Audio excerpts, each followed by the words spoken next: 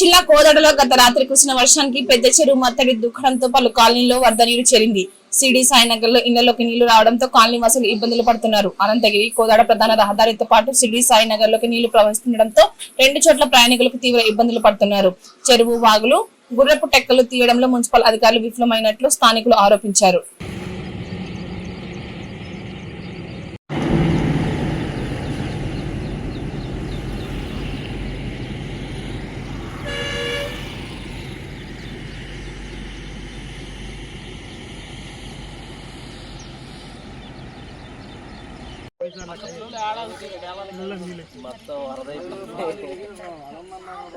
వరద అయిపోయిందని చెబుతాం. ఎవరేమైనా మనకేమైనా ఇచ్చారా? పోయిన సంవత్సరం వాన వచ్చి ఇంకోకి వస్తువులను కొట్టమని ఇచ్చారా? ఎవరుగా కొత్త ఈ ప్రభుత్వం ఇంతే, ఈ వ్యవహారం ఇంతే. ఎవరు తేరకుంటే చూడ అవి పడగొడతారు ఇళ్ళు వచ్చి. కానివ్వండి, వాళ్ళతో పెట్టుకుంటే మన పని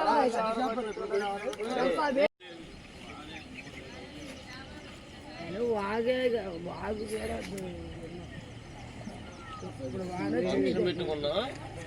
చేపట్టుంది కదా చేప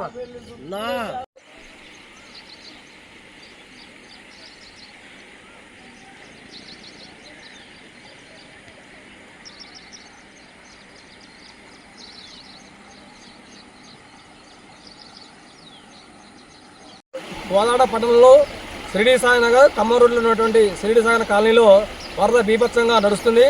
1 గంటన్నర వర్షానికి రాత్రి 2.5 గంటల దాకా నైటు పూర్తిగా జల దిగ్బంధం అయిపోయింది.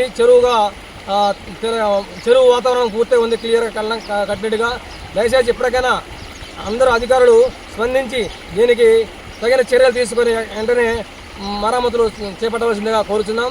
మేము రాత్రి 2.5 గంటల వరకు కాలనీలో అందరం ఒకరికొకరం ఫోన్లు చేసుకుని ధైర్యంగా ఉండాల్సిన పరిస్థితి ఏర్పడింది. ఇప్పటికి మేము అధికారులకు వినతి పత్రాలు ఇచ్చి కూడా వారం 10 రోజులు గడిచినా కానీ ఇంతవరకు స్పందించలేదు. మేము చెప్పాము అలాంటి చిన్న వర్షానికి కూడా ఈ చెరువు తలపిస్తుందని చెప్పాము, అయినా ఇంతవరకు పట్టించుకోలేదు.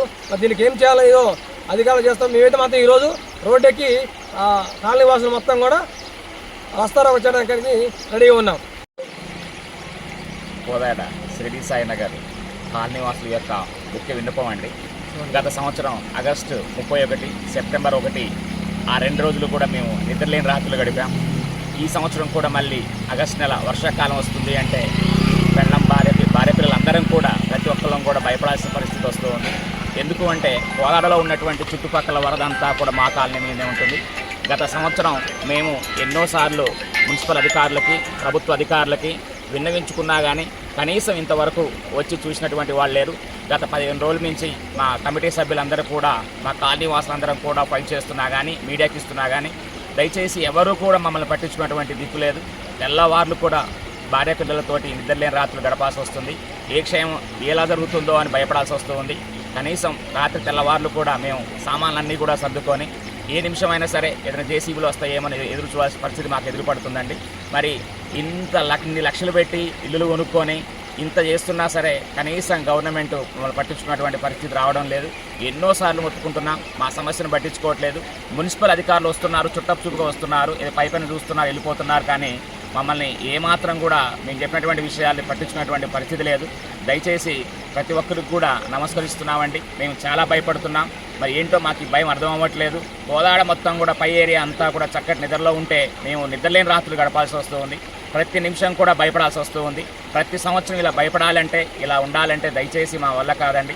మేము విన్నవించుకునేది ఒకటే, దయచేసి మా గోడును పట్టించుకోండి, మా మనవిని ఆలకించండి. మీరు ఆలకించినట్లయితే, మీరు మా గురించి పట్టించుకున్నట్లయితే మేము ధర్నాలు చేయాల్సి వస్తుంది, మున్సిపాలిటీ ఆఫీస్ ముందు నిరహారదీక్ష చేయాల్సి వస్తుంది, ఆర్డీఓ ఆఫీస్ ముందు నిరహారదీక్ష చేయాల్సి వస్తుంది.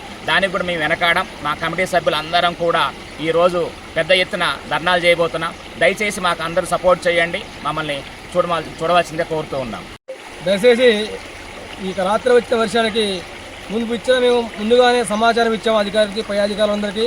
కానీ ఇంతవరకు స్పందించకపోవడం వల్ల 1 గంటన్నర వర్షానికి మా కాలనీ మొత్తం కూడా పూర్తిగా చెరువుమయమైంది. వరదలు వాగులుగా ఎక్కడ గనులు అక్కడ పడి పోతున్నాయి. రాత్రి 2:30 దాకా మాకు కాలనీవాసులు ఎవరికి కంటి మీద కునుకులేదు. ఒకరికొకరు ఫోన్లు చేసుకుంటూ ధైర్యం చెప్పుకుంటూ ఉంటారు తప్ప మాకు అటువంటి చాలా భయంకరంలో రాత్రి పాములు తేళ్లు ఎన్ని విషయంలో ఉన్నాం.